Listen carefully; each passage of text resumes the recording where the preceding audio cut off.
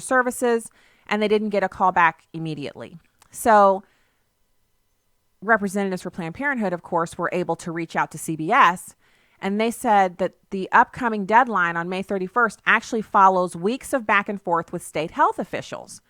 And so they're saying, the Missouri Department of Health and Senior Services notified Planned Parenthood of 3 issues that could impact license renewal, according to documents reviewed by CBS News. So Planned Parenthood said it would address 2 of them: adjusting who at the clinic provided the state-mandated counseling and adding an additional pelvic exam for abortion patients. But they said the 3rd request was out of its control.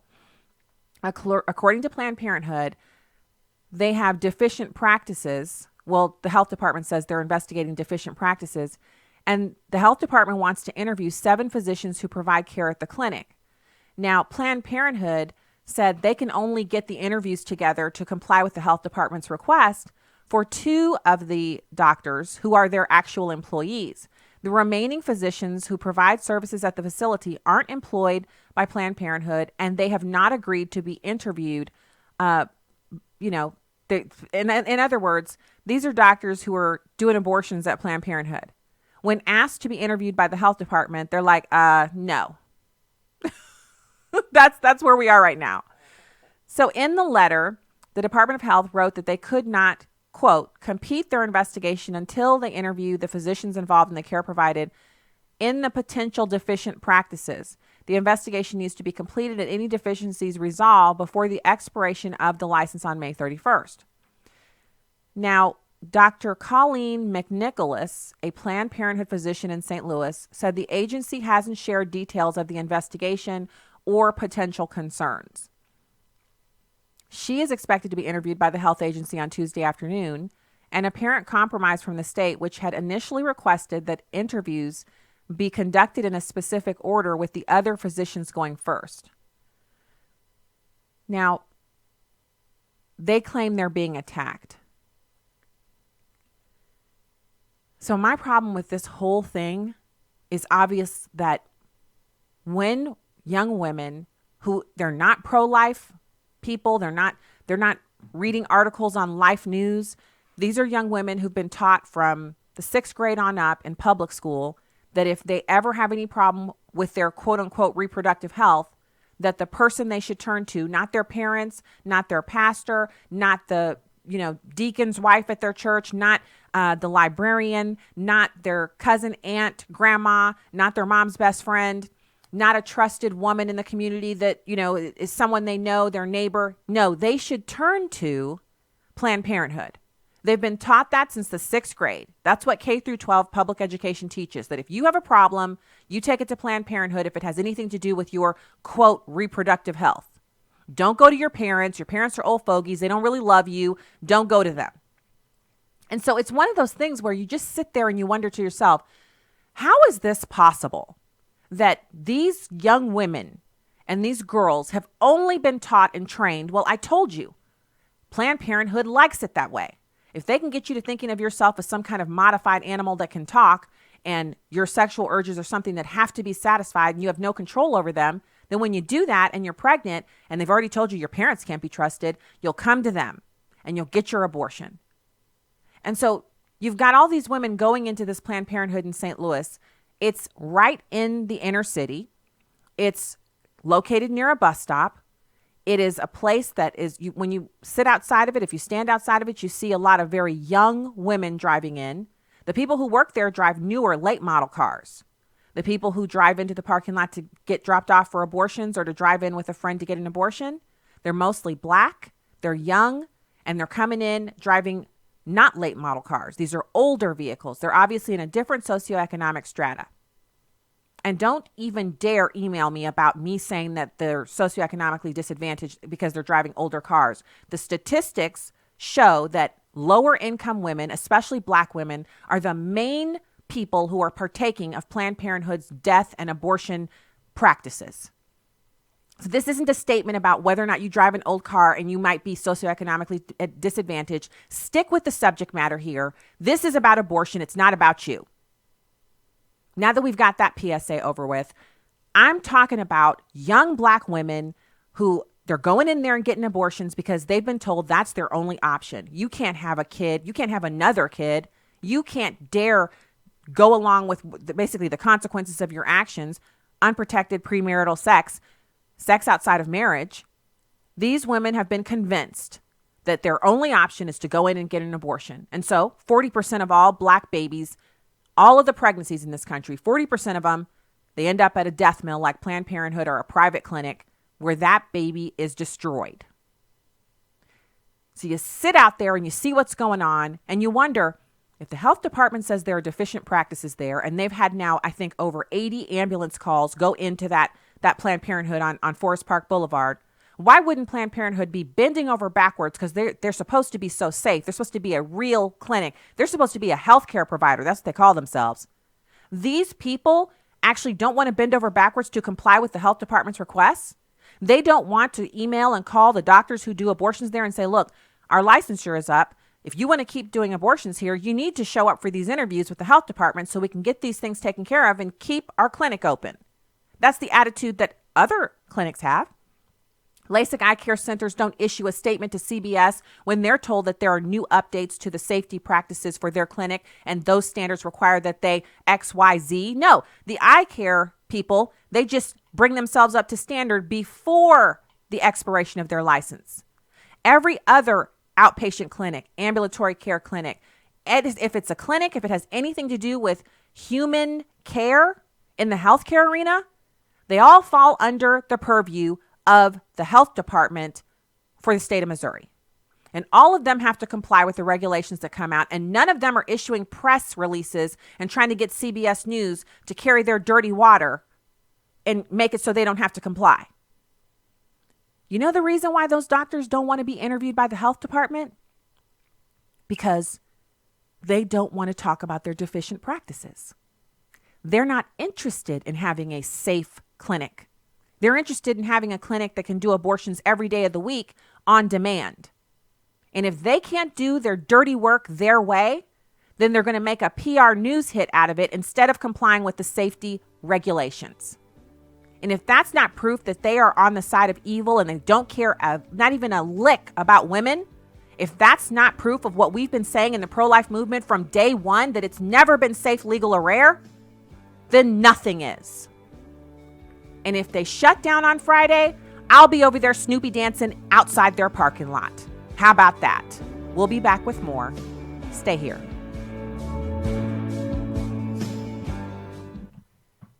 Like, I wanted to have the abortion because I was trying to hide the situation.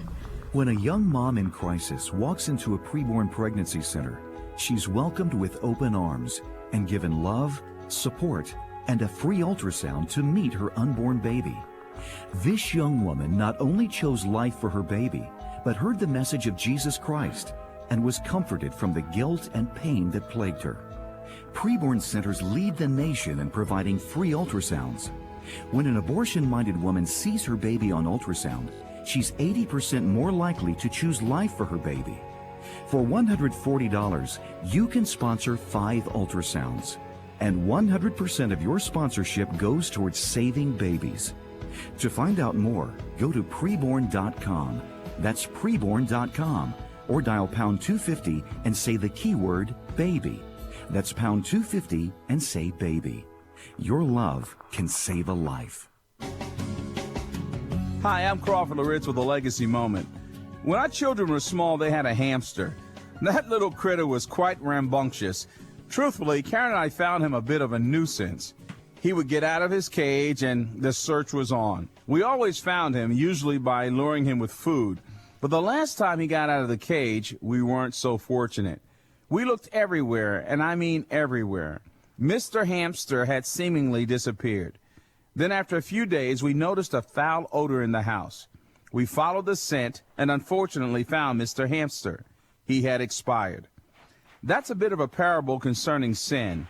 Sin, too, emits an odor that's impossible to cover up. Just like the hamster was dead for a while, and then the stench told the truth about his condition, it can be concealed for a while, but eventually the odor will lead to the source. There are always consequences to sin, and I mean always. In Numbers chapter 32, verse 23, There's a famous line that has been quoted time and time again. Verse 23 says, "But if you will not do so, behold, you have sinned against the Lord." Now here's the line. "And be sure your sin will find you out." God is not ignorant or blind, and whenever we live in sin, we treat God as if he is stupid, as if somehow we're going to get away with this. No, the text says to be sure. Your sin will find you out. Here's what I want you to remember and do today. Don't go another minute hiding this sin. Come clean so you can experience his cleansing, his love, and his forgiveness. He wants to deliver you and cause you to live in the light of freedom and joy. So let's get rid of the sin and start living the way God intended for us to live. Join Crawford Loritz tomorrow for another Legacy Moment. Welcome back to Stacy on the Right on American Family Radio and Urban Family Talk.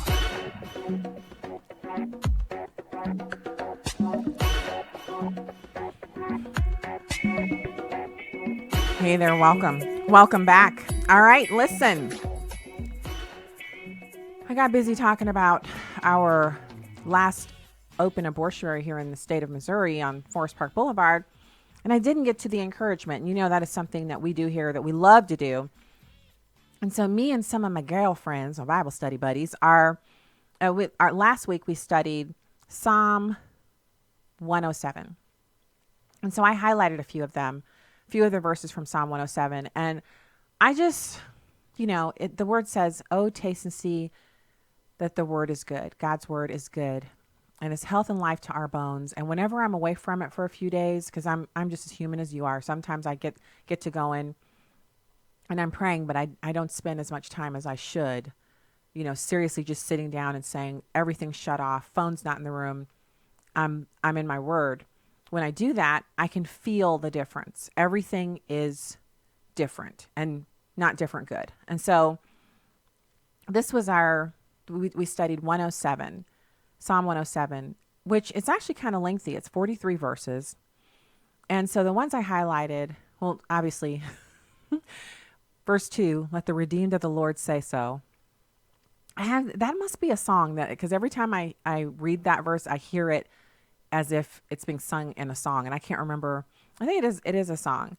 And then the next one that I highlighted was 17. "Fools because of their transgression and because of their iniquities were afflicted," which tells me that sometimes when we're afflicted, it's because we have transgressed, we have partaken in iniquities, we have behaved as fools. So sometimes the things that we're experiencing, the trials and tribulations, are brought upon us by our own actions. And then verse 21, "Oh, that men would give thanks to the Lord for his goodness and for his wonderful works to the children of men." This psalmist is lamenting the fact that we don't thank God for his goodness. We don't actually take time out to praise him for his wonderful works to us. We have to do that. If we're not doing it, we have to, rewind it back, do it, get it done. And then 28 says, "Then they cry out to the Lord in their trouble, and he brings them out of their distresses." So in previous verses, it talks about how souls are melting because of their trouble, reeling to and fro and staggering like a drunken man, making the souls that are staggering, they're like at their wits' end. And then they cry out to the Lord in their trouble. And for that, we really we're so stubborn. Instead of us going to the Lord immediately when we see we're in trouble, we're like, okay, let's strategize this. Let's plan this. Let's see what we can, let me call this one. Let me call that one. Okay, yes, strategize, plan. But first, go to the Lord and cry out, "Hey, look, Father, I've got this problem." Take it to him first. Go to the source. And then verse 41 was the last one that I highlighted. Not that the entire Psalm 107 isn't fantastic. It is. But the last one that I highlighted here was, "Yet he sets the poor on high, far from affliction, and makes their families like a flock." And so this poor, and this could be socioeconomically disadvantaged. It could be the poor in spirit who will see God. Poor as in humble. It could be really any kind of poverty, especially if it's a poverty that we take upon ourselves and choose to dwell in. So the poverty of poor in spirit, being humble. So 42, right after that, says, the righteous see it and rejoice, and all iniquity stops its mouth. Whoever is wise will observe these things, and they will understand the loving kindness of the Lord. And so that's my prayer, that we will continue to understand the loving kindness of our Father, which is so great. So we're supposed to have Evan say it on right now, and I think what we might be having is a time zone thing, because he is in California, and if he's anything like me, he's probably thinking that the time zone thing, because he's on Pacific time, and I'm always trying to figure out what time. So I'm just going to send him a message. So call lines are open. We don't have our guest, but we can chat with you before I launch off into our next subject topic here. 866-963-2037, 866-963-2037 if you want to join into the show. I just sent a message to Evan to see if we can still get him on here in this segment. Also, head over to stacyontheright.com. You will notice that I have added a bar right in the middle. As you scroll down, you can listen to our 60-second spots. Now, they're not, the latest ones that we've done aren't in there, but I'm going to try to get those up today. If not today, maybe I'll finish getting the rest of them in there tomorrow. Because we're on like number 86, I think. And I think I only have 60 or 70 of them loaded in, but you can go there and click on that. And if you click all the way through, it'll take you to SoundCloud and you can listen to them. They're 60-second spots that air here on American Family Radio. And they're, if I do say so myself, I think they're pretty good. We had our team choose some snazzy music for the background, and they're really great to listen to. So check those out. So it looks like also we're not streaming live to Facebook right now. Something's going on with the stream. We're not there. So now I want to move on to this article by Walter E. Williams that I read over the weekend. So this is right in my wheelhouse. You guys know the topic of education is something that we discuss here often on the program. And one of the things that is so important about this piece is it's actually Walter E. Williams talking about a book about education reform that he recently read. He's talking about this new, it's a bunch of different ideas, fantastic ideas actually, by distinguished professor emeritus of economics at Ohio University, Richard Vedder. He wrote a book called Restoring the Promise, which was published by the Independent Institute based in Oakland, California. The book is about the crisis in education. So he starts off by just lamenting the vast expansion in cost in higher education. Now, you know, this is something that we're really kind of in the thick of as a family, with 2 off to college in the fall, 1 last year, now 2 this fall.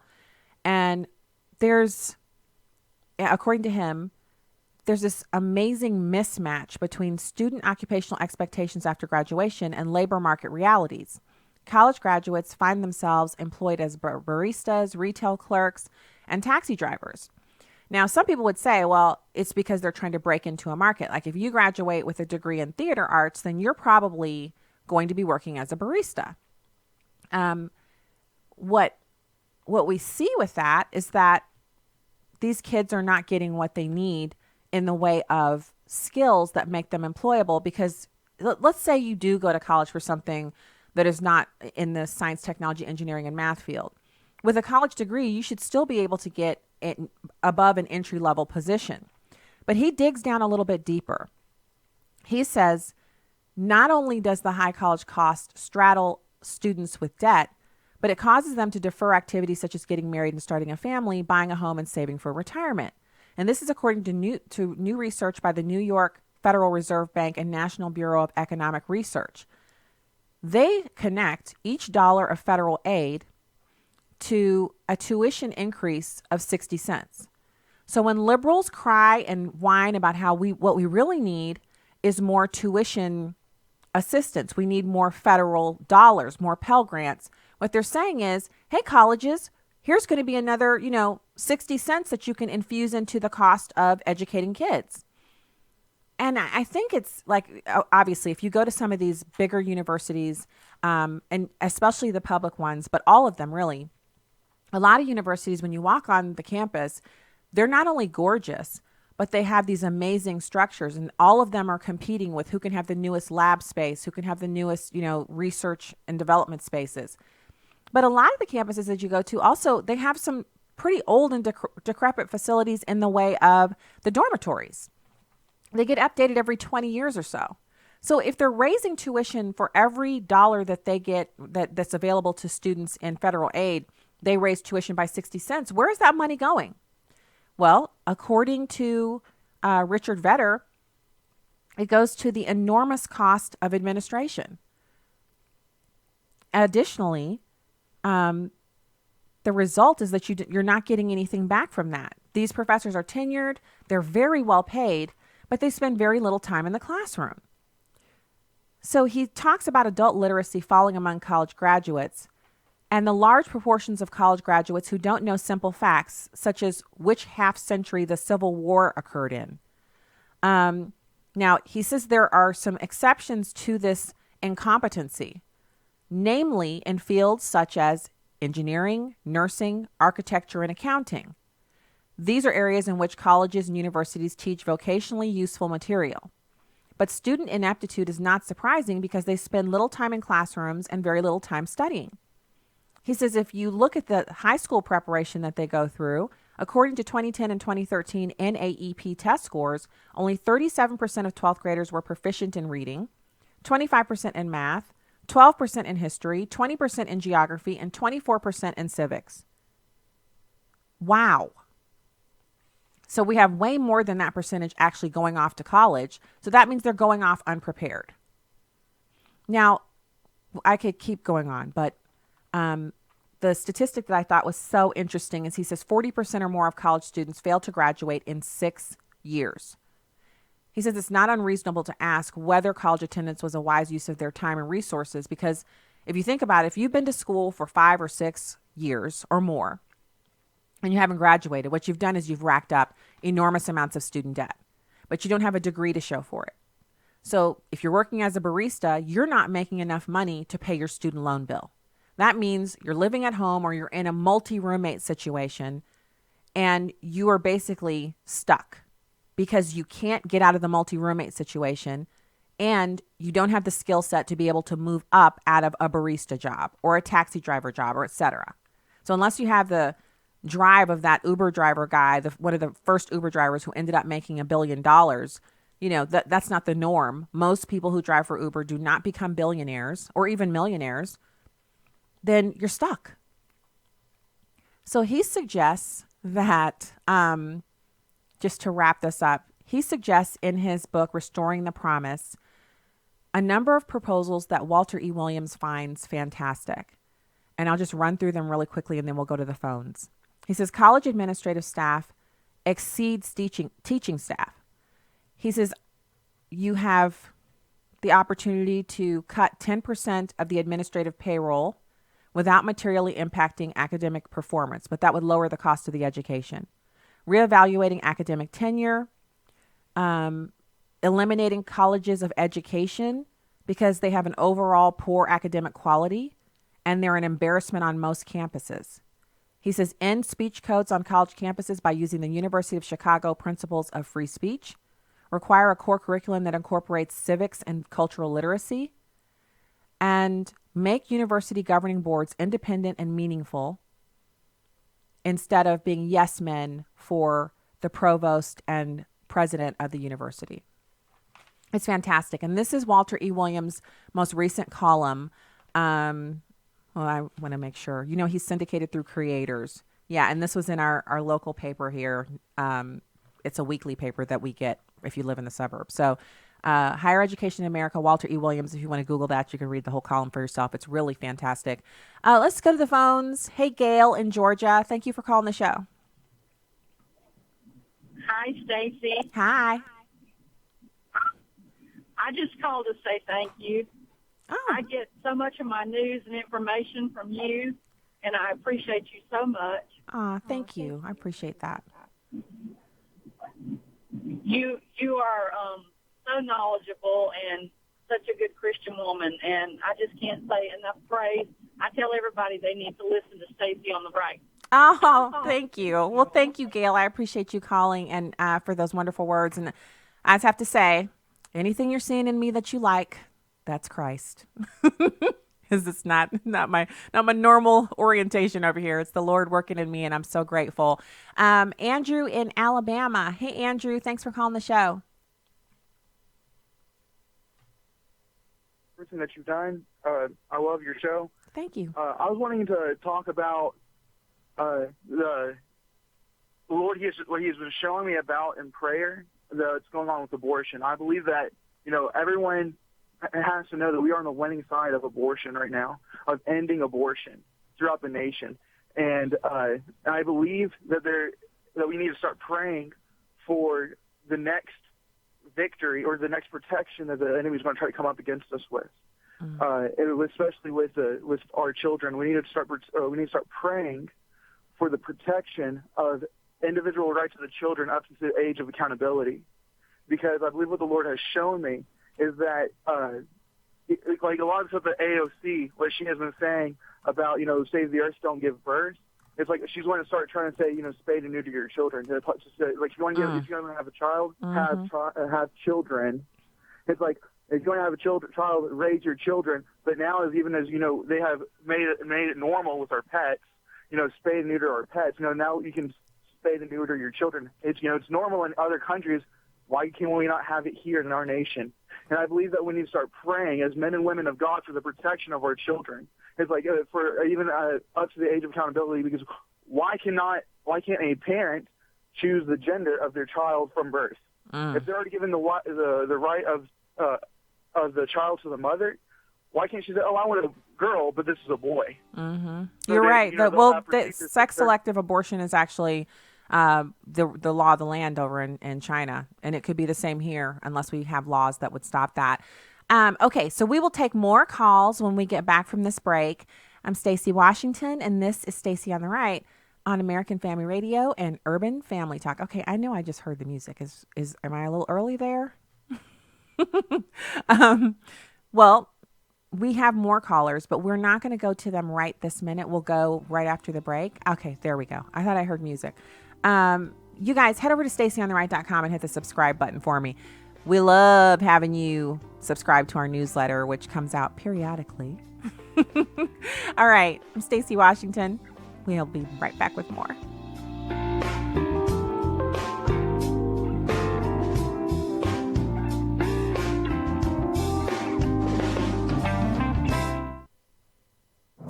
This is Uncommon Moments. Here's former Super Bowl winning NFL coach Tony Dungy and his wife Lauren sharing from their book Uncommon Marriage.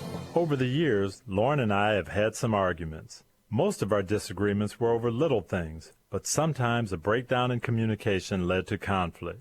Whose fault was it? Had I misinterpreted what Lauren wanted? Maybe she didn't spell it out just right. Or maybe she'd been clear, but I wasn't listening closely. Tony and I have found that it's sometimes best to apologize even when you don't think you've caused the problem. The words, "I'm sorry," are powerful. It's not easy to say those words, especially when emotions have gotten heated. It goes against our human nature. God's word says, a gentle answer turns away wrath, but a harsh word stirs up anger. Tony and Lauren Dungy, authors of Uncommon Marriage. Discover more at CoachDungy.com. Family is an institution set forth by God, one man and one woman for life, with the outflow being children produced by that union. It's obvious to all that there is an attack on the family in our country, and especially on fathers.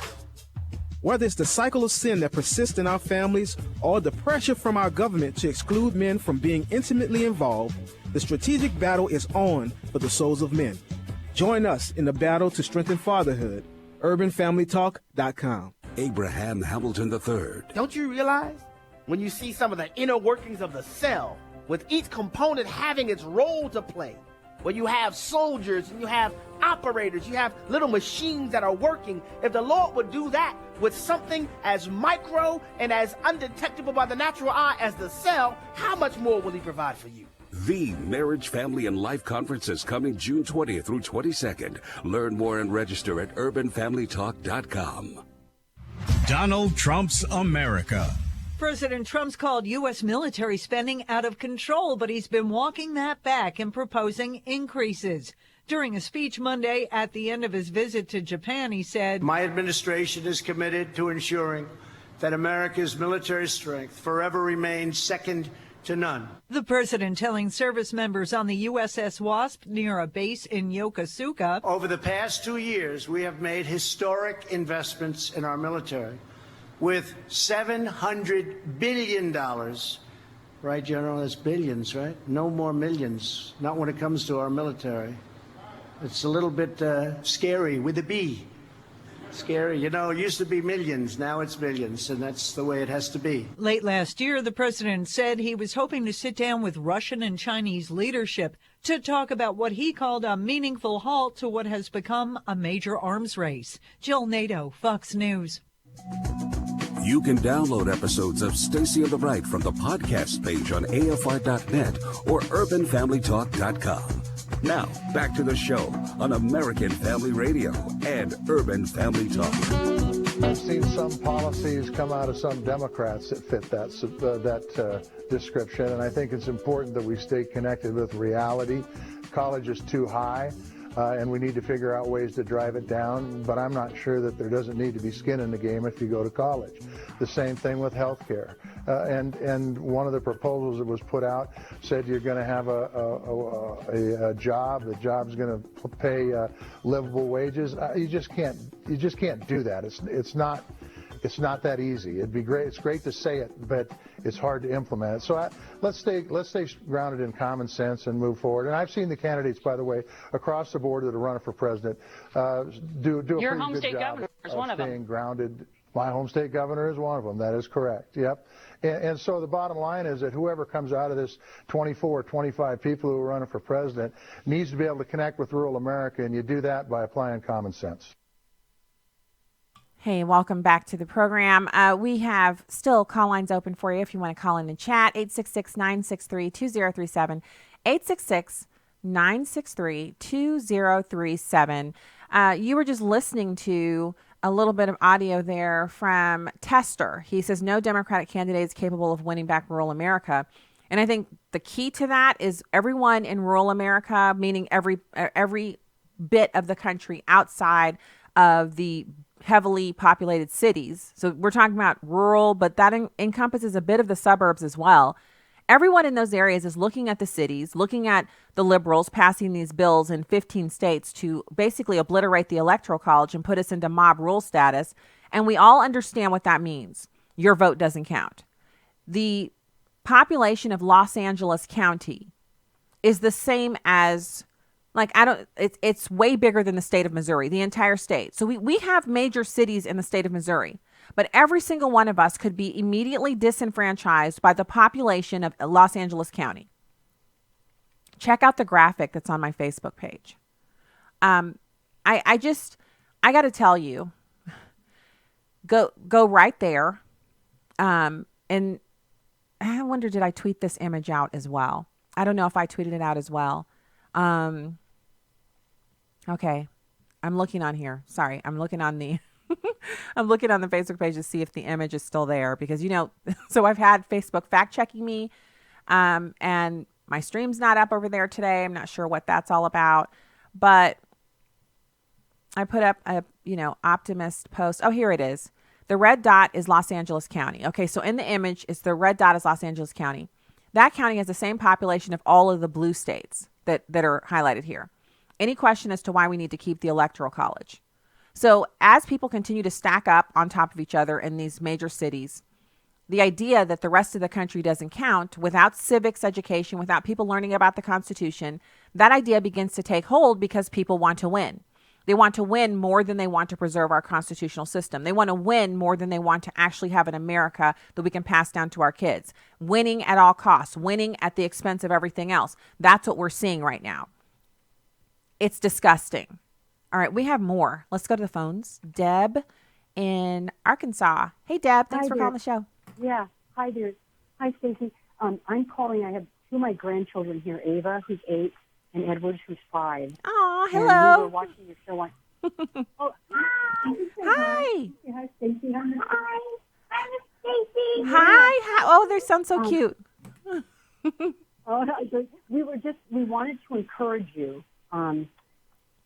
This morning at our Bible study, we were talking about, how the Lord is with us all the time. And that Jesus is here. The Holy Spirit is alive in our heart, and He'll, teach us right from wrong. And do not be afraid of their faces, Stacy. You're taking stands that are opposed to this world, this fallen world. That's true. And just do not be afraid. Do not be afraid. There's little kids who are listening to you and who love what you're saying. They love what Miss Stacy is saying, but they know that the Lord is using you. Ah, thank you so much. That is so nice. And thank you for letting me say hi to your kids. Oh my gosh, they're precious. They're precious. So just don't be afraid of their faces or whoever cuts you off. And I was thinking of Facebook with faces. I thought the Word of God says, do not be afraid of their faces. When you look at, I thought Facebook, whoever it is, please carry on. Just keep on talking if there's one person or if there's an ant. I know that I'm with you. Well, the talking thing, you'll ask my husband and he'll say, oh, I'm pretty sure she's not going to stop talking, which that's our joke around here because I do like to talk.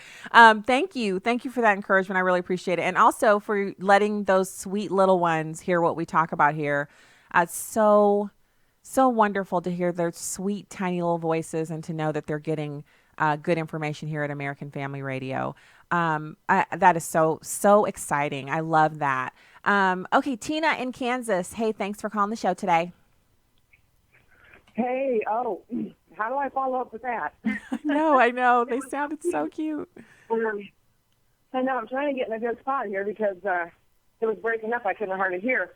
And now, now I'm nervous. Okay. There's so much I wanted to say, but I love listening to the show. So you're so witty, you're so informative, and there really are so many of us that are listening that I don't know, just different things that you've said. I thought, gosh, you got to write that down. You need to get that out a different way. I know because it's just. The Lord's really giving you such a gift to be able to. With everything from abortion to education to everything. But what I wanted to mainly to say was this is really such a big issue. People, it's tannic. We know it's the tannic, but I had an abortion 40 years ago. People think, oh, it's no big deal. It doesn't matter. God's healing me, and I'm going to get. Right now, I'm going to stop crying. No, it's fine. What you're talking about is everybody, all post-abortive women deal with it. It's everywhere. There's so many women that have had abortions. There's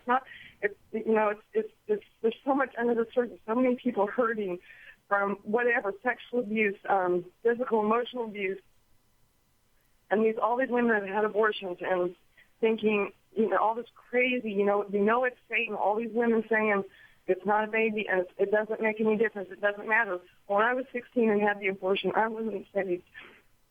And the Lord showed me 6 years ago when the Holy Spirit came upon me, because I've been saved since January 28th of 1988.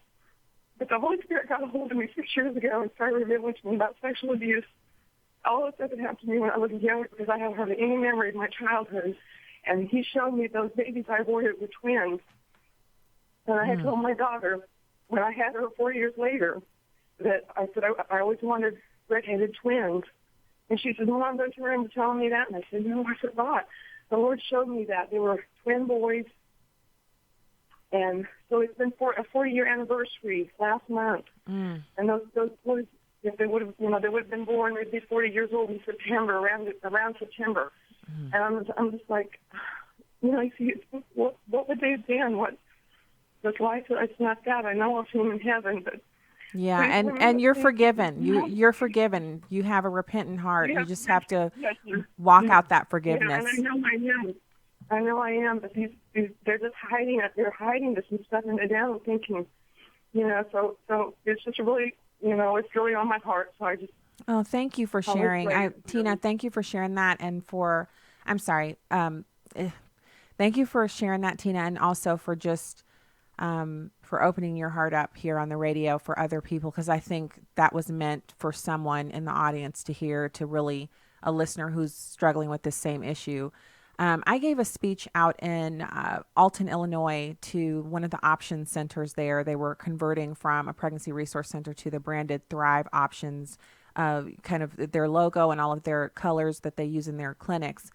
And at that speech, I talked about the women of America, the post-abortive women. It's an army of women out there hurting, really experiencing a lot of guilt and trauma, and not being able to kind of say to themselves what Planned Parenthood has said, which is, it's just a clump of cells. It's not a big deal. Like you don't have feelings about this because how can you? It's nothing.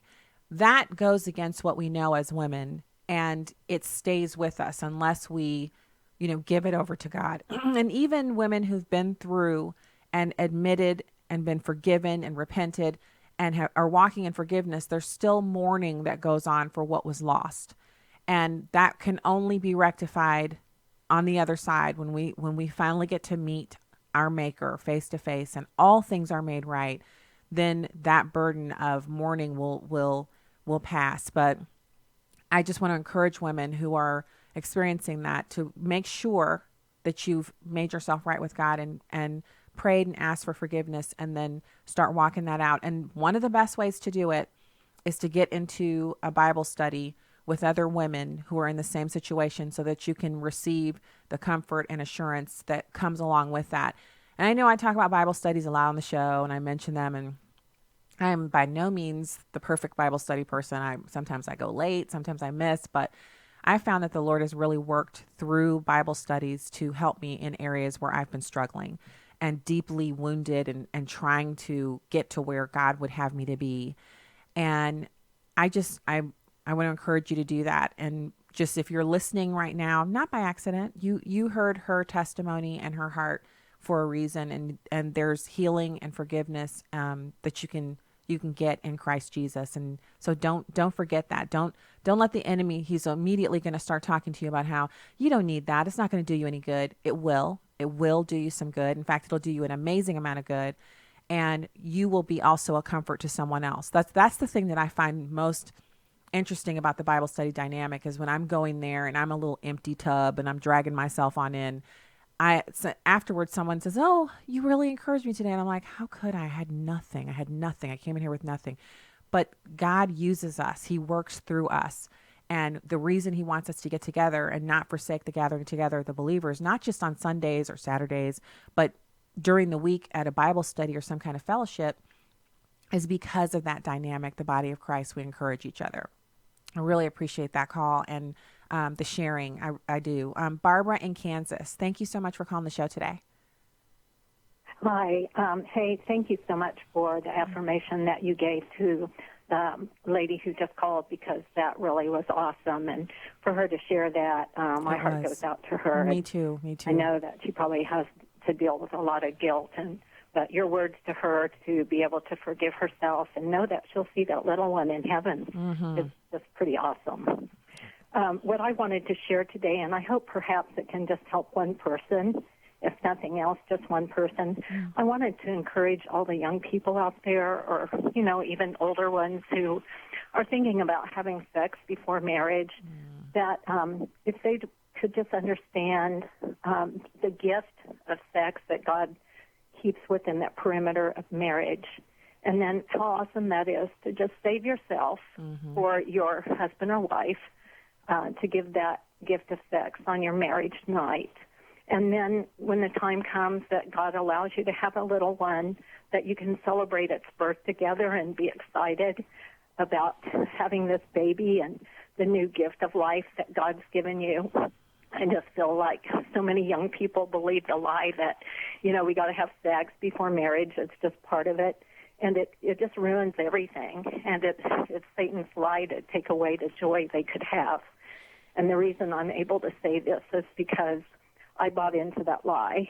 And I still, at 60-some years of age, I still suffer the consequences of that that I brought into my life, and not only mine, but my husband and our son, who had to endure ridicule when people found out that he was conceived before the normal time that someone would get married and then wait 9 months.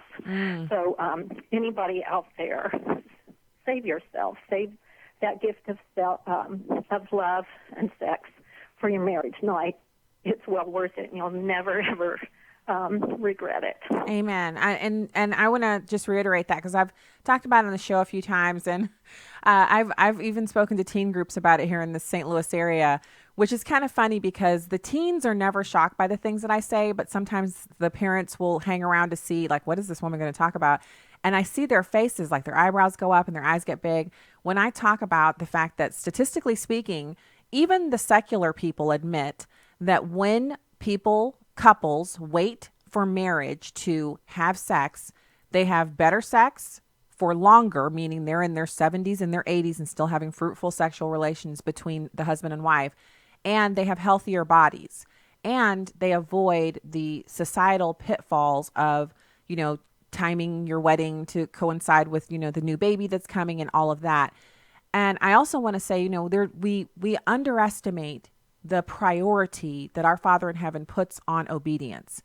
God is, he can't lie. So he is unable to lie to us. And when his word says over and over and over again that he will bless you if you obey him, we don't even understand the depth and width and height and just the breadth, the overall size of what blessing from God in response to our obedience can actually encompass. He has amazing abundance that he wants us to walk in, and that includes our sexual bed, the marital bed, but we have to obey in order to access that. All right. If you're leaving us now, God bless from the Heartland. If you're sticking around, I got more for you. Listen to this onenewsnow.com news and information up next.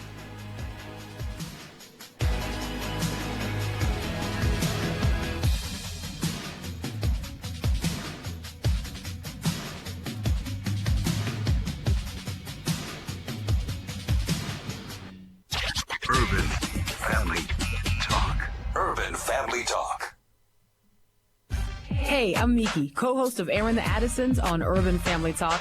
I want to invite you to be part of our online chat community we've affectionately called The Churban.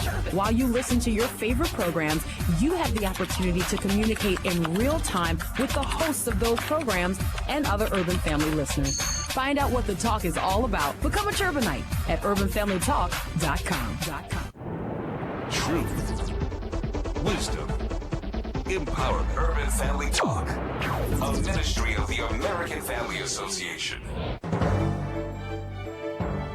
For American Family News, I'm Chris Woodward.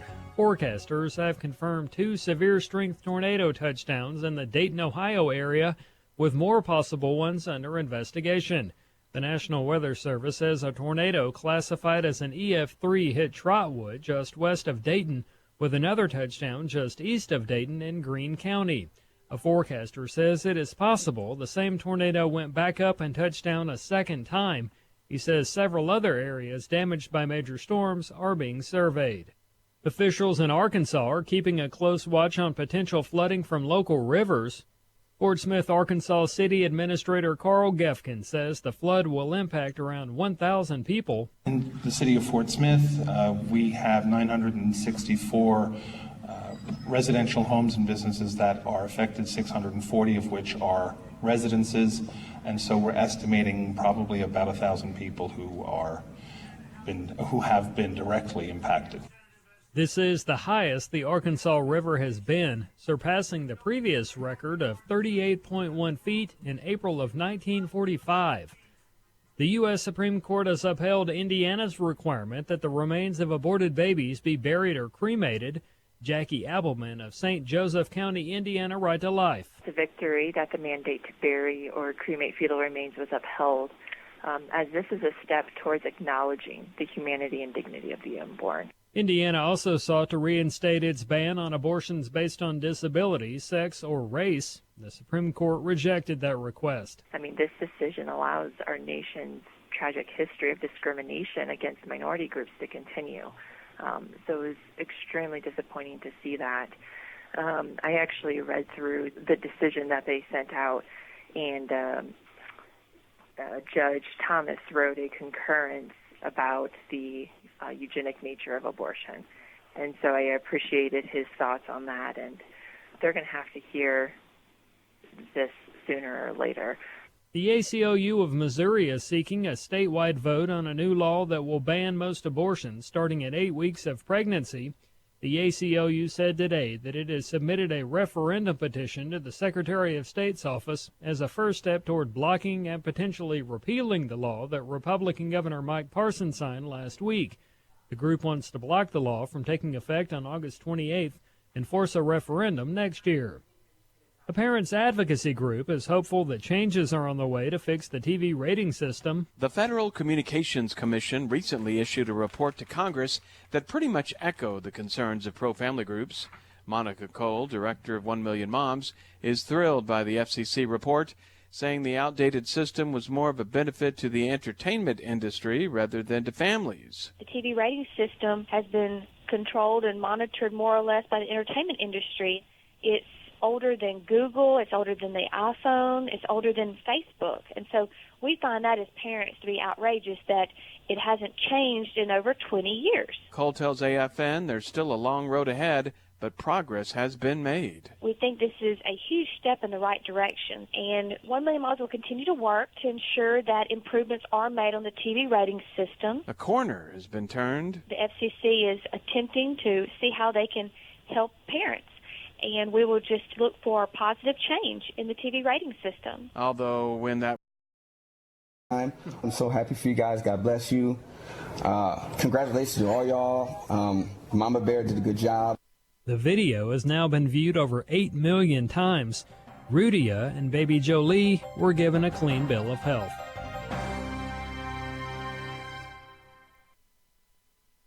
Doc, I've been feeling a little out of sorts lately. Can you help? Well, let's try a few questions.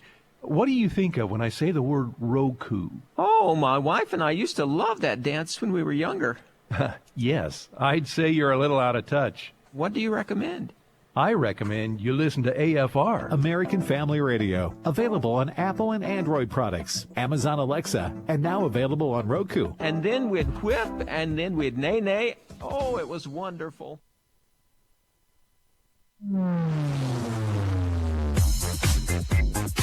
She's sharp, pointed, and insightful.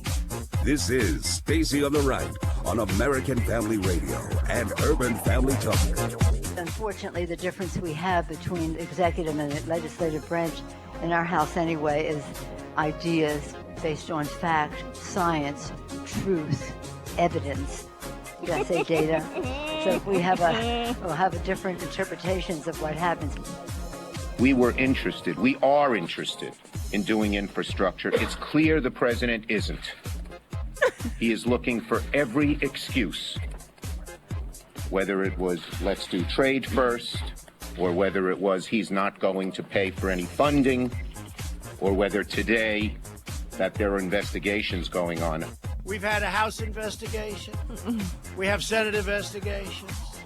We have investigations like nobody's ever had before, and we did nothing wrong. They would have loved to have said we colluded. They would have loved it. These people were out to get us. The Republican Party and President Trump. They were out to get us. And now, Stacy Washington. Okay. All right. So we have a lot of show for you. We're going to chat with Kyle Drennen next segment. He's going to be discussing this Hollywood. They're saying they're going to boycott Georgia because of the heartbeat bill. And remember, we were laughing about that last week. I was saying, oh, they're not going to boycott it because, they like making money, blah, blah, blah. Well, they're saying they will. So I don't know. I don't actually know what they're going to do because at this point in time, I could care so little. I have so less caring within me for what Hollywood is doing and the garbage they're putting out. For every quality film they put out that's not full of propaganda and indoctrination, they have like 100 that are. So the pickings are so slim, they might as well just, you want to boycott Georgia, good, boycott it. We're looking at Christian films anyway. Christian films that are now being made, and they're going mainstream because they are mainstream, because we are mainstream. If you're listening to this right now, you're mainstream. You are not an outlier. You're the mainstream. You're the audience that all of the different major corporations, the people who make our dishwashing detergent and our soap and cleaners and toilet paper, you're the market that they're most interested in. You're the households with or without kids that drive this economy. So, I mean, I don't have time. I don't have time to be caring about them. Now, I want to we have a phone call I want to get to. If you want to join us, we're always love to have calls, 866-963-2037, 866-963-2037. I want to make a correction, or, maybe you'll call this, I'm taking something back, what have you. I'm human and I come on the show, and if I make an error, I like to come back on and correct it. And so I believe it was last week I was saying that there's this rash of bills that are coming out, and I don't think that there's the wherewithal on the Supreme Court to support a challenge to Roe v. Wade right now, because Supreme Court Justice Roberts and, we don't really know if Kavanaugh, if the two of them would really have the backbone to carry through an overturning of Roe v. Wade. And I said that last week. That's what I genuinely felt. So I was reading my word, and I also read a couple more articles about these bills. And I feel like I was convicted in the moment for saying that now wasn't the right time to pass all these bills, because they're basically Supreme Court challenges waiting to happen. And here's why I say that. I think the reason why, I understand why I said what I said last week. I was just looking at the lay of the land as it stands. But what I'm seeing now is that the reason these bills are happening, yes, the Supreme Court has taken a conservative turn. But there's another reason why these things are happening now, why these bills have momentum, why people are finally saying enough is enough. Because people know more now. In spite of the liberal attempt to stifle the spread of information about what abortion really is and what happens to the bodies of the aborted babies, the information is out. Kermit Gosnell, that dastardly evil human, we can thank him for part of it. We can thank the production houses that are making these movies, not just God's Not Dead, but Gosnell and then Unplanned this year. There is a real cleaving going on, because the more information that's out there about what Planned Parenthood does, what the abortionists do, what happens to the aborted babies, how their parts are being sold, how a intact human fetus is what they call it, that has been aborted and is intact, that goes for $500,000 in the research market. When people learn these things, it becomes either a matter of, I have to get away from this and I have to fight it. I can no longer support it. Or it becomes an open, knowing participation in the sin that is abortion and the abortion industry, where that person has said, my heart is seared. I'm not interested in the truth or what God's word says. I'm not interested in what people who want to stop this have to say. I'm supporting it. I don't care what it entails. I'm supporting it. And that is what we're seeing. We're seeing some people, literally people who used to wear the Planned Parenthood t-shirts and go on the Susan G. Komen runs, and they have part of their paycheck going to some United Way organization that's basically a conduit for Planned Parenthood. And some of these people are saying, I just didn't know, and I can't support it anymore. If supporting it means I also support the law in New York that says, abortion after birth could be possible, then I got to step away from that. And so we see that. And as we begin to see more people come to a true realization and knowledge of what it is and step away from it, it's an imperative that they're going to their legislatures and they're now supporting pro-life organizations, and they're saying, we have to have these laws. And so woe be it for me, Stacy, to come along and say, now's not the right time. It's not my timing. So of course I can have my opinion. Of course, I can think it's not the right time, but I've changed my mind. it's the right time to have these new laws. It's the right time for Americans to put their foot down and say, not in my state, not with my tax dollars. It's the right time for the groundswell of anger and indignation at what abortion is in this country. How many people have been killed? 24 states worth of Americans since Roe v. Wade, and 40% of the black population of this country. And the lies surrounding it, the multiple, we're talking just tens of thousands, tens of millions of women. It's not tens of thousands, it's tens of millions of women who've had abortions, whose hearts are crying out, who they're still in the silent scream because they feel no place to go to get redemption and to be made whole again. We know you can go to the cross, but it has to be that when the people get sick enough, they rise up and they cry out and they end it. We end it.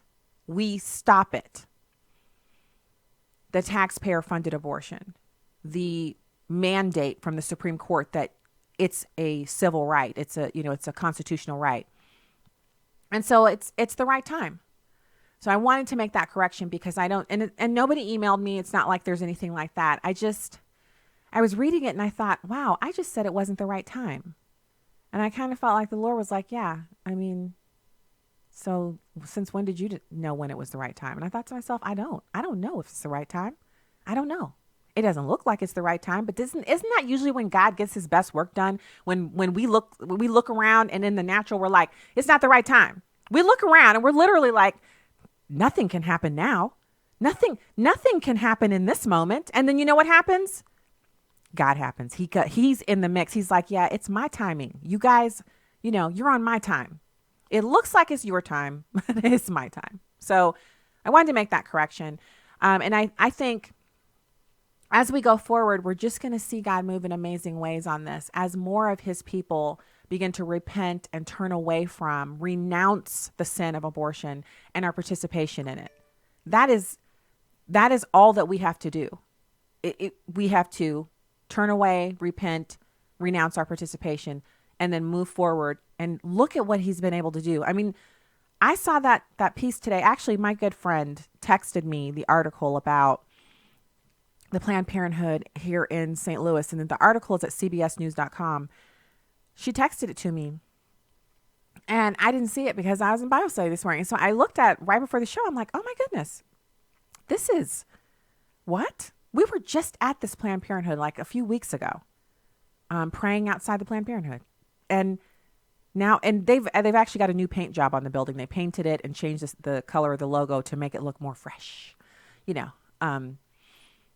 So yeah, I just can't believe it. Now it's still open and it will still be open. They just won't be able to do abortions there. But here's a little tidbit of news because thank you so much for the people who called in last hour and they said they wanted to encourage me. That is so kind and I really appreciate that.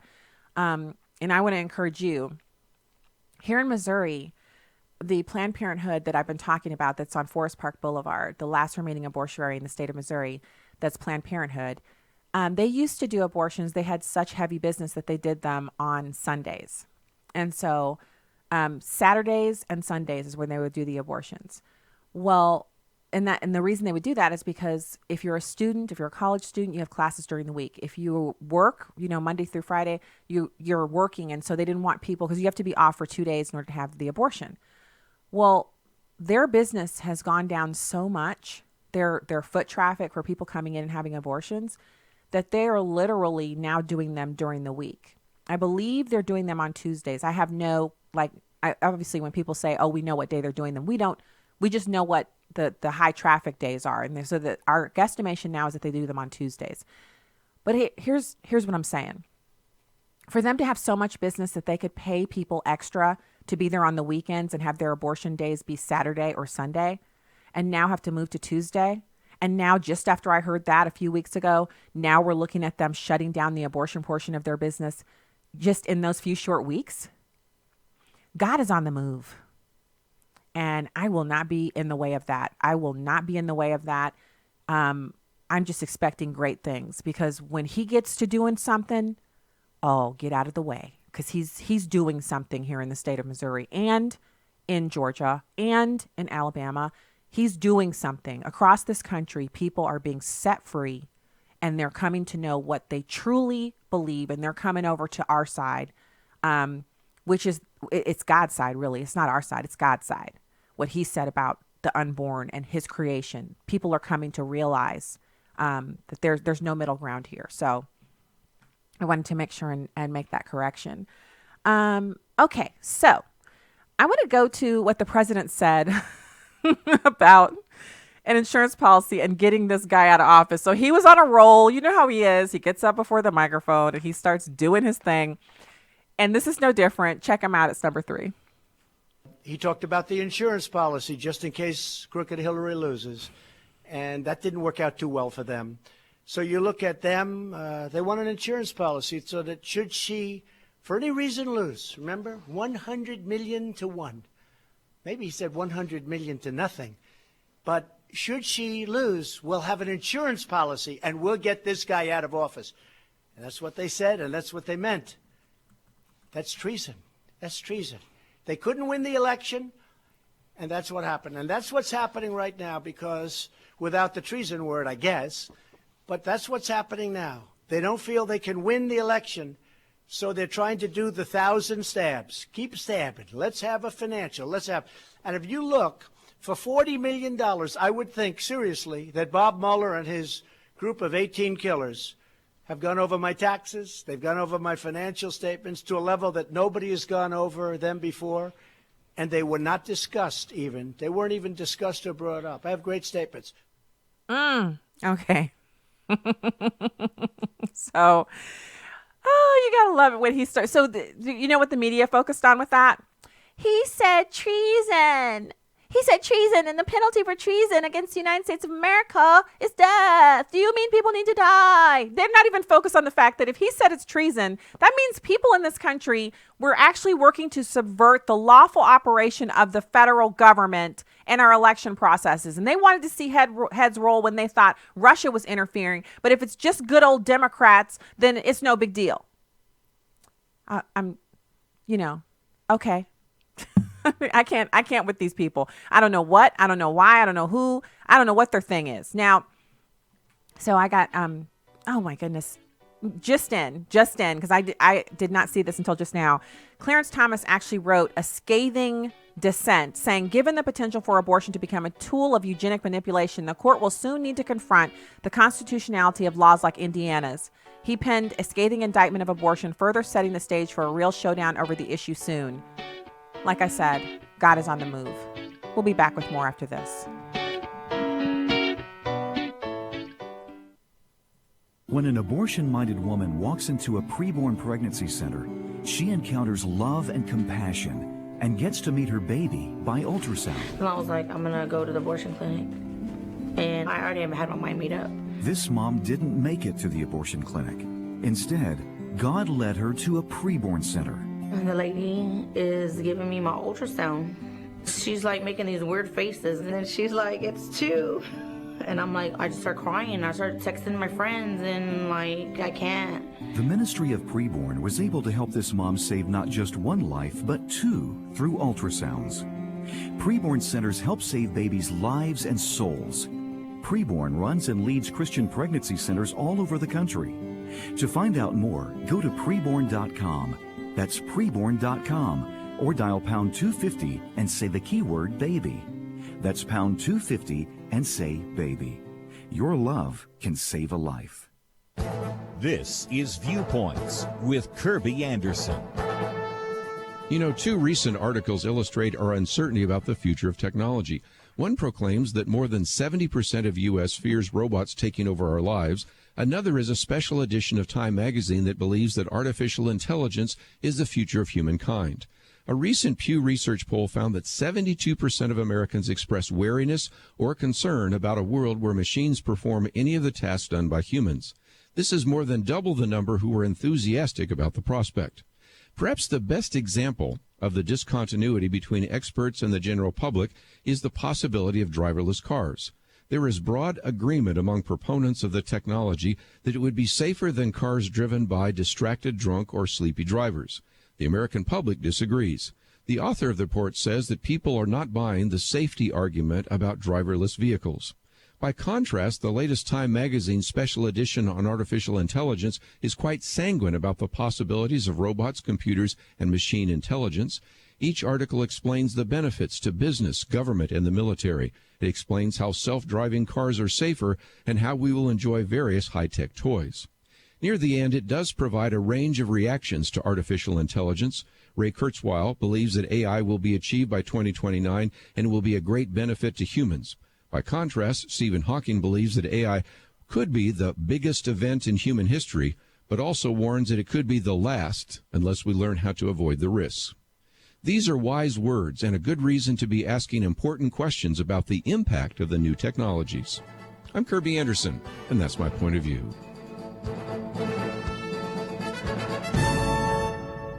For a free copy of Kirby's booklet, A Biblical View on Anti-Semitism, go to viewpoints.info/anti-Semitism. Viewpoints.info/anti-Semitism.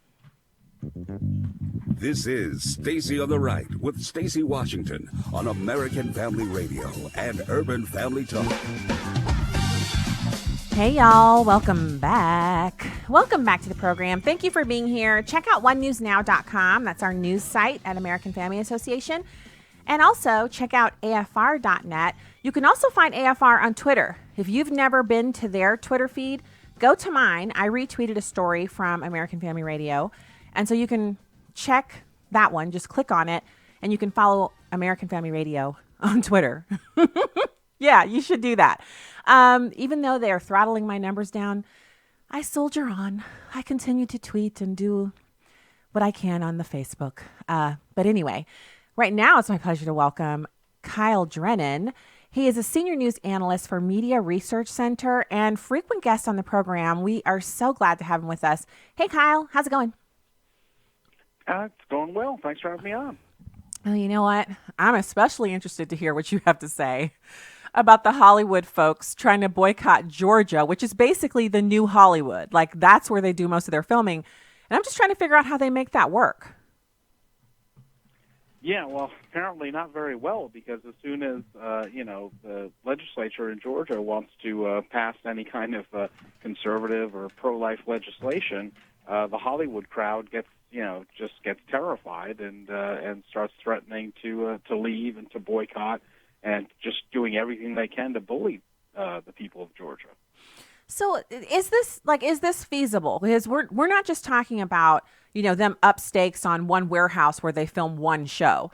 Netflix has really centered most of their production in Georgia. And apparently, according to Georgia officials, they employ 92,000 people in Georgia. And Georgia is the black mecca of America. So a ton of those 92,000 are blacks. And they're Democrats. These are their core constituencies. So if they decide to shut it down, it would take a long time, and it would also hurt their people.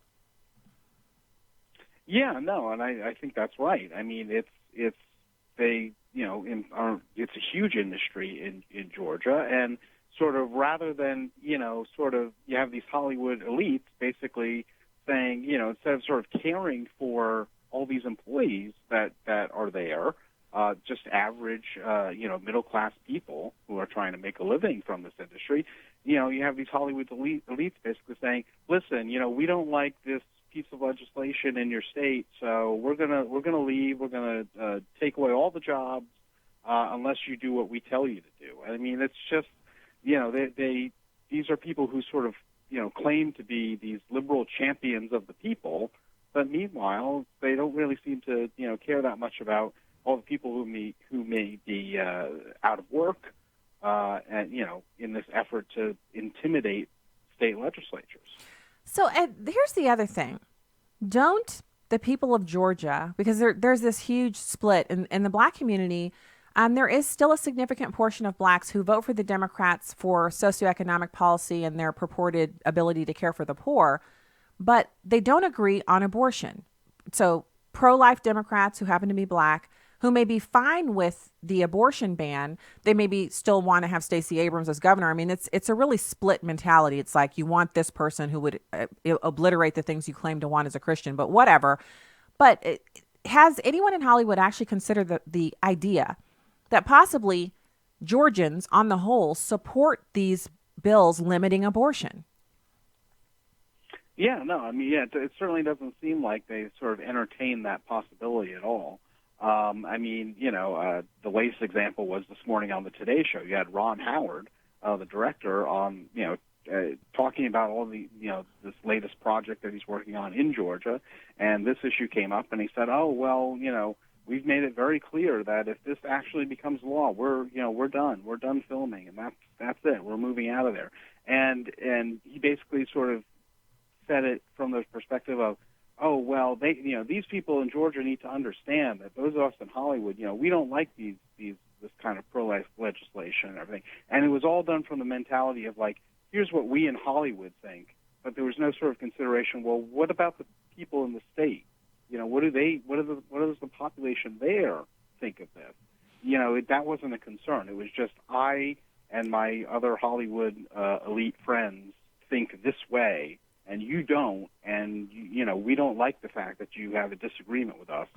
So, it's all about how we in Hollywood see things. So, Kyle, there's another issue here that's at play, which is, if Ron Howard really wanted to have an impact on the state of Georgia, he probably lives in a, what do you think, maybe $20 million home in California. And if you think about the property taxes that he pays and the tax on his private jet and his other luxury toys, if he really wanted to change Georgia, why wouldn't he just move there and build a $20 million home there, which would basically be like Mar-a-Lago almost? I mean, the difference in housing prices between Georgia and California, there's no comparison. They're in two separate universes. But he could go there and build a $5 million estate, a compound. He could pay those taxes, those property taxes, into some school system in the state of Georgia and really make an impact there so that his threat to leave would have more teeth than him saying, we're going to move the production company. I mean, it's a good threat. It's jobs he's talking about, but he's not fully engaged with the state of Georgia. He just works there. Yeah, no, I mean, a lot of people in the entertainment industry are happy to go into some of these states and take advantage of all the tax incentives and things that they're getting that these states are implementing to draw in this kind of business. They're happy to go and take advantage of all it. But the second, there's something that they don't like, it's they turn to threats and intimidation and boycotts and, we better get our way, or we're leaving, we're going to go somewhere else. I mean, it's they're all there for when it comes to getting some of the benefits that these states are trying to provide them with. But the second there's something they don't like, it's they immediately start sort of throwing a tantrum, really. So if you're talking about the whole, like there's a number of issues at play here, mainly that abortion in Hollywood is seen as this thing that helps lower crime and makes life better for Americans. Now that obviously that study is spurious. It is not rooted in fact. It's a horrible lie that they're peddling, that if you abort a whole bunch of black babies, you lower crime in America. I mean, it's like the worst of the worst for them to say that and get away with it.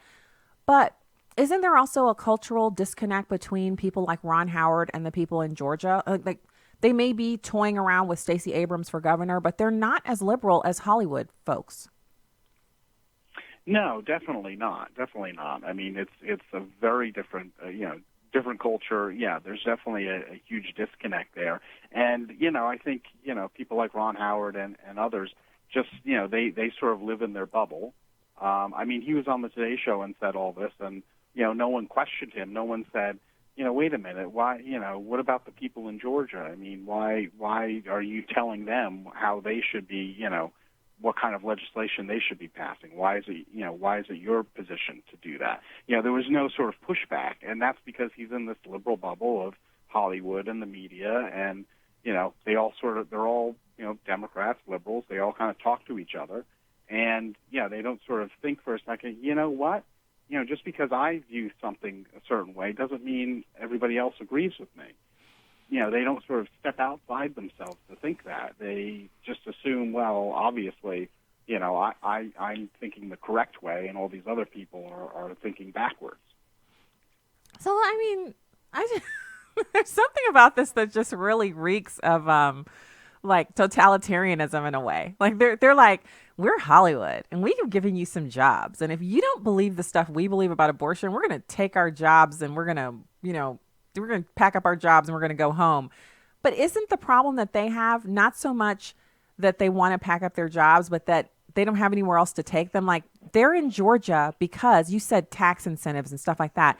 They're not in California anymore because their own belief system, liberalism, has driven them out of California. Well, California is the optimal place to film. The best weather, the best backdrops, the most variety and terrain and all of that. But they're not filming there anymore because it's too expensive, right? Yeah, no, that's the funny thing. You don't see them filming as much in the blue states anymore. California, New York, here in D.C., it's because it's really kind of a nightmare to film. It's so expensive. There are so many permits and rules and regulations. So they're going to some of the red states that are doing tax incentives, that have fewer regulations and are more welcoming to business. And so they want to take advantage of that. But at the same time, they go into these states and then they try to intimidate and bully conservative, voters, the more conservative population, when there's something, a bill or something in this case that they don't like. It's very hypocritical. It's like, oh, we'll come and take advantage of some of your, great business policies, but if there's any other social policy we don't like, well, then we're gonna try to basically extort you into backing down on it. So what do you think, Kyle? I mean, I know you don't, neither of us has a crystal ball, neither of us can tell what's going on, but as more states pass these more restrictive laws, are you going to see them actually follow through? Or because some of these are empty, hollow promises. We've seen how boycotts work. Some boycotts really take fire and work, but for the most part, people kind of regress back to their normal activity because they're using something because they like it and it's convenient, or they like it and it's cost effective. They like Georgia because the costs are so much better for them. They can actually turn a profit. And because the workforce in Georgia, there's something about it that suits their needs. Where else can they go to find that? And what's the likelihood that they'll do it? Yeah, I think that is their big problem that they're going to run into. I mean, there are other states like Georgia, other red states that, have similar incentives, and, they're all trying to sort of compete with one another. But I think, if they're going to continue to want to film in some of these states, I think they're going to continue to run into the fact that you're dealing with, redder states with more conservative populations and, people who have very different views than those in Hollywood. So it's like, if you want to spend the money to film in California, you can do that. But if you're going to try and go and take advantage of some of these better policies in some of these other states, you're going to have to accept the fact that, they're not going to agree with you on a lot of things, the people in those states. And so it's, I guess it's going to come down to a business decision. Are you willing to spend a lot more money trying to make a movie, or are you going to, accept the fact that, hey, we're going to have to make the better business decision and spend less money, but maybe go to a state where we don't know, people don't necessarily agree with what we agree with. So there's another issue there. I mean, because this whole story is rife with problems and not solutions. And that is that right now, Hollywood, and I'm saying Hollywood specifically, not so much the Netflix production side or Disney, but the Hollywood side, the more traditional movie houses and that whole bit, they're actually seeing a decline in the movie-going audience, people who are watching traditional television, et cetera, where Netflix is kind of on the upswing. But it's a very tenuous relationship because right now, with everything being so politicized, most Americans are like, you know what, if there's anything about it I don't like, I'm just staying home. I'll just watch something old that I've already, they don't have the relationship with Americans that they used to have, where the loyalty was such that they could move a production company from one place to the other and charge more for the tickets, and Americans would just absorb it. They don't have the audience share they used to have. Yeah, no, I think that's right. And there's so much competition out there. I mean, you talk about Netflix. There's, everybody and their brother is starting a streaming service, it seems like nowadays. So, I mean, it's like there's a lot of competition out there. So, if any of these movie studios or any of these streaming services get way too political and start offending and turning off some of their customer base, those customers can easily go somewhere else. So I do think that's something that they have to consider when they start talking about doing boycotts and trying to, pressure and intimidate people they disagree with.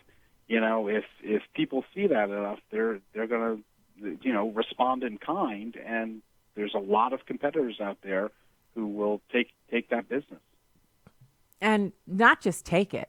I mean, they're competing over a certain group of Americans who are actually still movie going and a certain group of Americans who actually watch TV. And then there's a whole new group of Americans that seems to be growing, which is the younger ones and then older ones who are kind of jumping on board a little bit later, but still. And that's streaming. So people who want to watch their movies on their device or have access to the movie instantly instead of waiting for it to go through theaters, or have access to an entire season of content instead of waiting.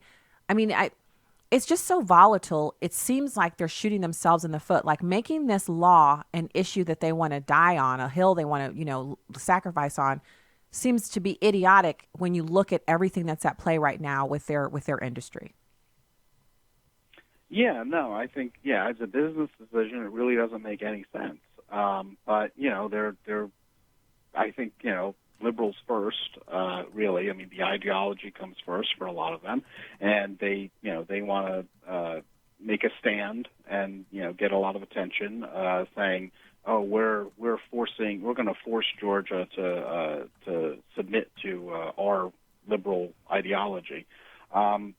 But as a business decision, it really doesn't make any sense because there's so much competition out there. Because again, costs of filming in blue states that are more friendly to their ideas, or it's much more expensive. So it's at some point I think they do again have to make that choice. Like, are you making a business decision, or are you trying to just make a political ideological decision? Well, you know what? Only time will tell. But I think so. Sometimes you gamble and you win, and sometimes you gamble big and you lose. And I think if they decide to pull out of Georgia, the backlash to 92,000 or however many it is workers and their families and their extended families, cutting them off in response, cutting Hollywood off, they're in a game they can't win. Kyle, thank you so much. Kyle Drennen, Senior News Analyst for MRC. Thank you for joining us today. Thank you very much for having me. All right, talk to you again soon. You know what? We'll be back with more. In fact, I have some more audio for you. I have two more stories, one about the NRA, and then 88,000 people signing a petition to stop a UK doctor from being fired after he asked a Muslim woman to remove her veil so he can understand her. Yes. Stay right there.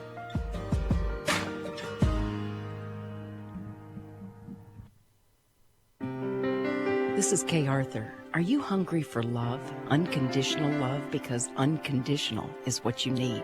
You've blown it, made a mess of life, and deep inside you wonder if anyone could love you the way you are. God does, and that's why God let his only son, Jesus Christ, die on a cross almost 2,000 years ago.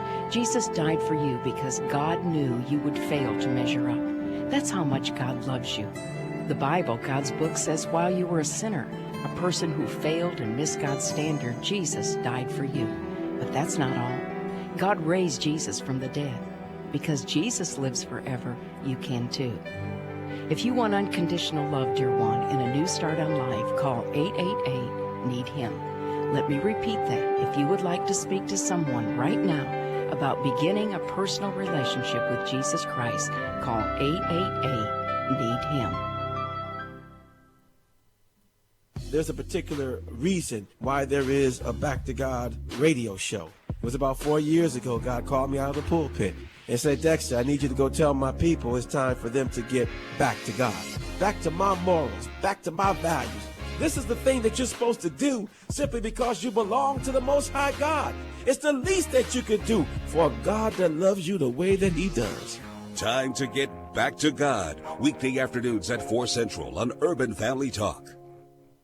Bishop E.W. Jackson. Every single one of us who's been saved was once on the other side. You know, the Bible says, and such were some of you. Before I got saved, I knew things were wrong, But I figured as long as I didn't get caught, what difference did it make? But the thing is, he changes you down on the inside anyway, so that you don't want to do what's wrong. The Marriage, Family, and Life Conference is coming June 20th through 22nd. Learn more and register at urbanfamilytalk.com. Securing America. Honoring the nation's war debt. Go. Vice President Mike Pence bowed his head after laying a wreath at the Tomb of the Unknowns at Arlington National Cemetery and noted nearly 1 million Americans have died in uniform, saying words fail when heroes fall. As I can tell from the faces of those gathered here, you know the numbers don't tell the story. They tell nothing of the lives of promise cut short. The vice president said the fallen's duty was to serve. Ours is to remember. We can never repay the debt of gratitude we owe to the men and women who have given all to preserve our freedom. But we can honor them, remember them, cherish their families. The ceremony, one of several happening in Washington and around the country. In Washington, Rachel Sutherland, Fox News. You can watch a live stream of the show on Facebook or YouTube at Stacy on the Right. Now, back to the show on American Family Radio and Urban Family Talk. You know, we started this about 2 months ago when we went to Speaker Pelosi's office and we had a sit-in and we said, why are you allowing Ilhan Omar to sit on the highly sensitive and important House Foreign Affairs Committee? And we've continued with this, and we had this rally today. Many of us got together and decided it was time to put this rally at the crossroads of the world in Times Square. Listen, first of all, not all of New Yorkers are liberal or leftists and Marxists. There are still a lot of people here in the city that are full of common sense, and they see what's going on. This is a travesty. Not only is this woman anti-Jewish, she's anti-American. You know that she has said often that America is a country that's racist and hate-filled and it's built on genocide and slavery. This is not someone who seems to like America. Oh, he is so good, isn't he? That is Rabbi Aryeh Sparrow. Aryeh Sparrow, and he was just phenomenal. First of all, you know you have really done wrong when a rabbi leaves the temple and comes out and takes to the podium and starts castigating you. You know you have done wrong. And the reason I say that is because they tend to stay in their congregations. They're strong voices within their temple and the community that they serve, but they're not really prone to taking to the microphone. They're not prone to holding rallies and such. If you have drawn the ire of a rabbi, you really, you know what I'm saying? Because if they're coming out and they're publicly, denouncing your statements, you're out of control. And he just called her out so perfectly. Ilhan Omar, someone who should be, she should get up in the morning and she should thank God in heaven, the God that we serve. She should thank him every day that she gets to be here. And then she should be thanking Americans because I'm in Congress. Can I just say thank you to you? Thank you so much. Are you a lawful American citizen? Thank you. Thank you.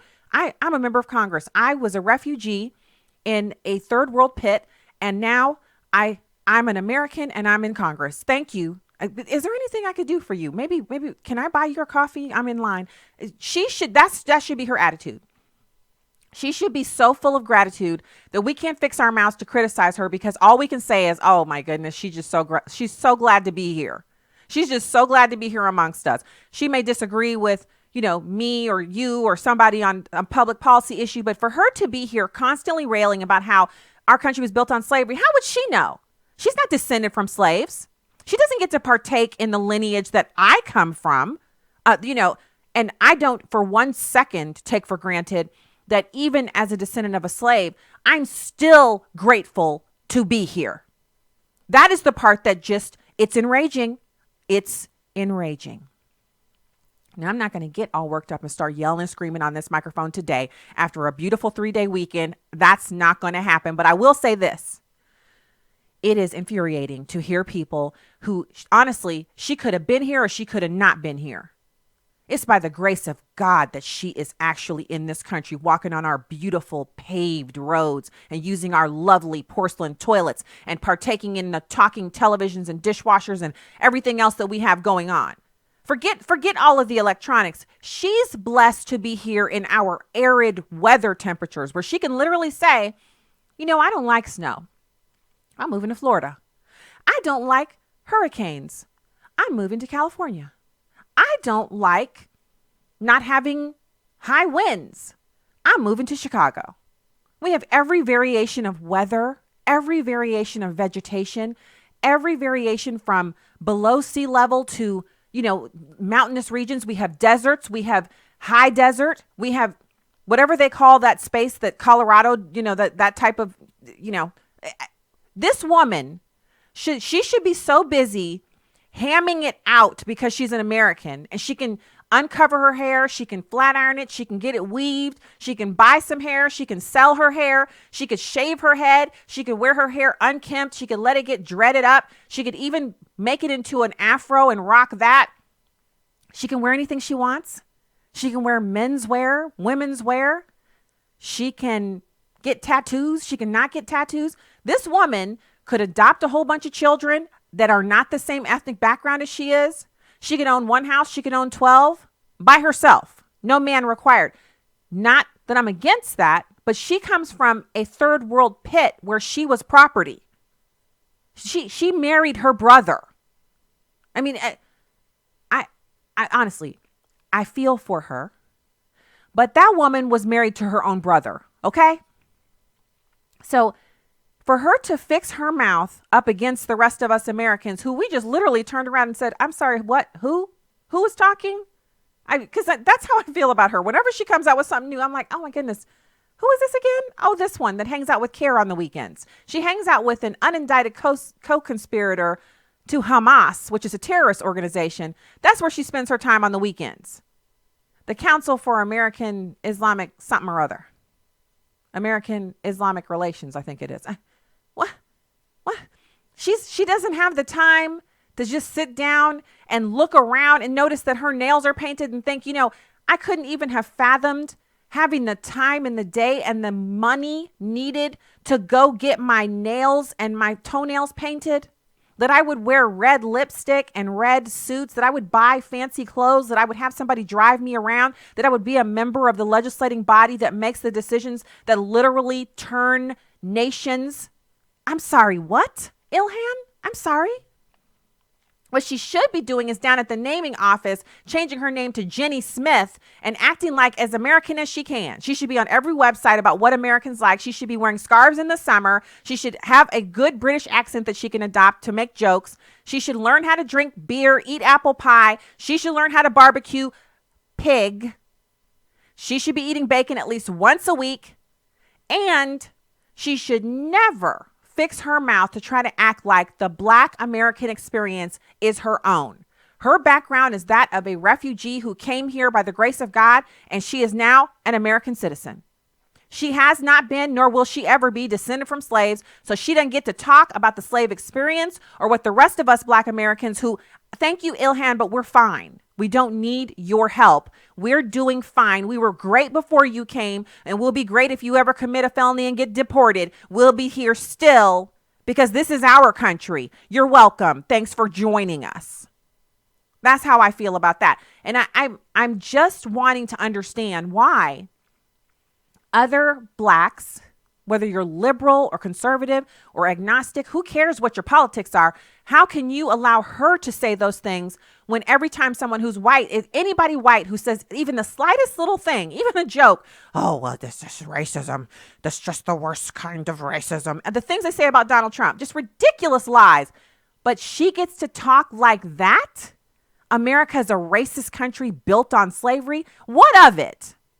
You know, we get to be whatever we want to be. We're Americans. We have a constitution. We'll be whatever we'll have our people driving their trucks with their Confederate flags. Good for you.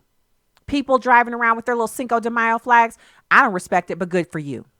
You do you. And Ilhan Omar should be someplace right now, changing her name and ripping that scarf off and running with her hair back, just let that hair flow through the wind, and picking a place to live in this country that's completely different from any place she's ever been, and leaving behind this ridiculous ideology of political domination through Islam and degrading the very country that saved her little bacon, her little narrow bacon. Because we saved her.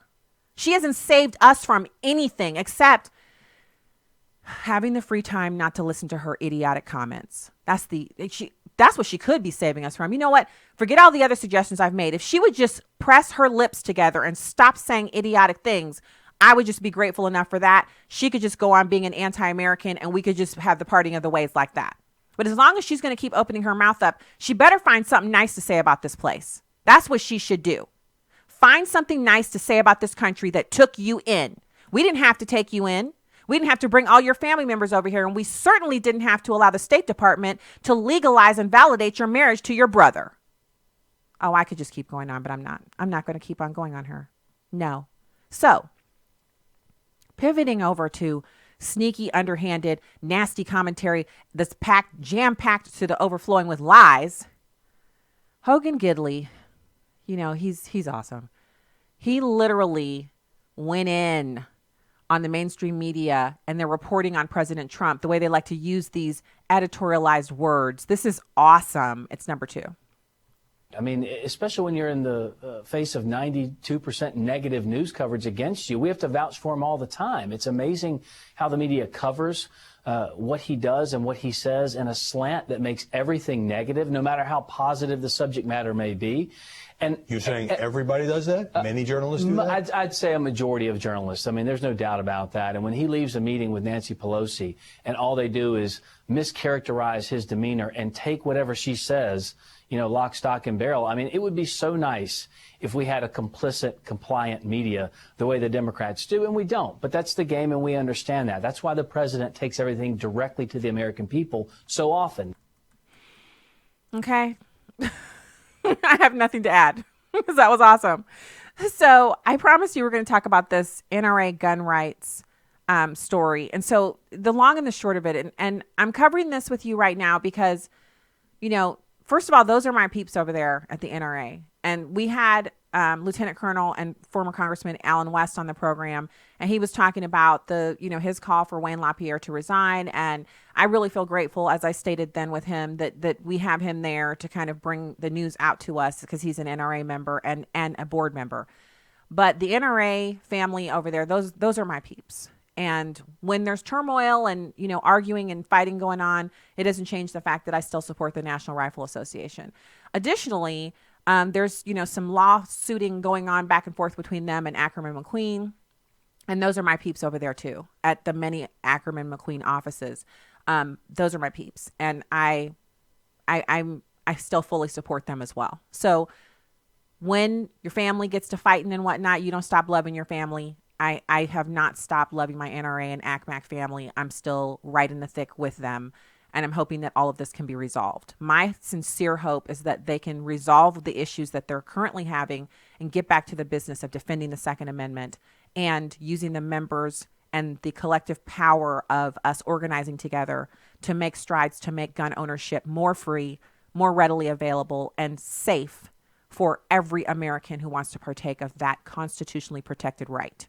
And so, you know, that's what I have to say about that. But this story about the NRA actually using this is a gun control rule.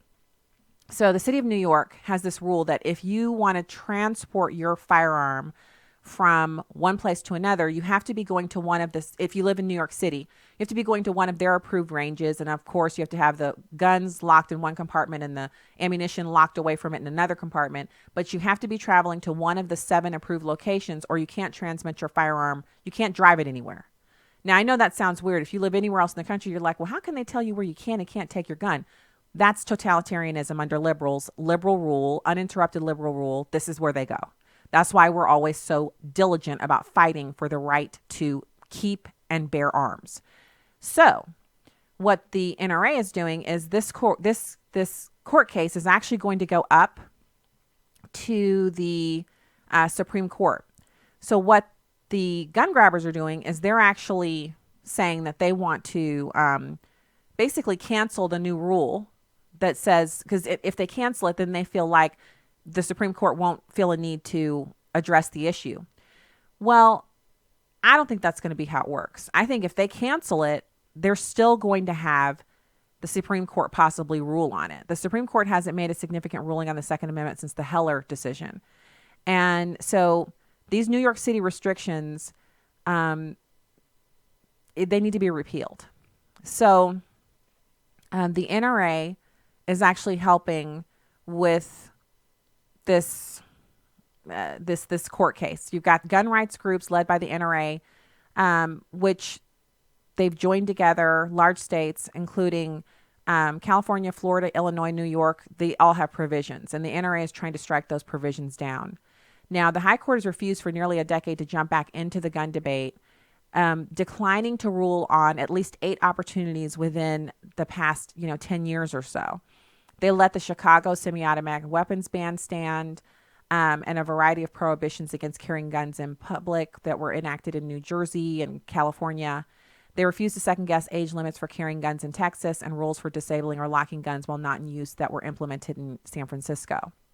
But now they have Kavanaugh, who replaced the swing vote of Justice Anthony Kennedy, and the NRA and challengers won't be satisfied if New York repeals the law. And this is Adam Winkler, UCLA law school professor and author of the book on the gun rights battle. He says they want the Supreme Court to step in and announce stronger protections for gun rights under the Second Amendment. He's right. I love it when a liberal gets exactly what we're trying to do right. We are not satisfied with New York simply backing down temporarily and removing their silly laws, their silly rules. We want the Supreme Court to further codify what we know to be true in the Constitution of these United States, which is that the Second Amendment shall not be infringed. And when you get to infringing, you'll be smacked back. That's what we want. Yes, I said we. I'm the NRA, and if you are a gun owner, so are you. All right, that's the show for today. God bless you from the Heartland. I'm Stacy Washington.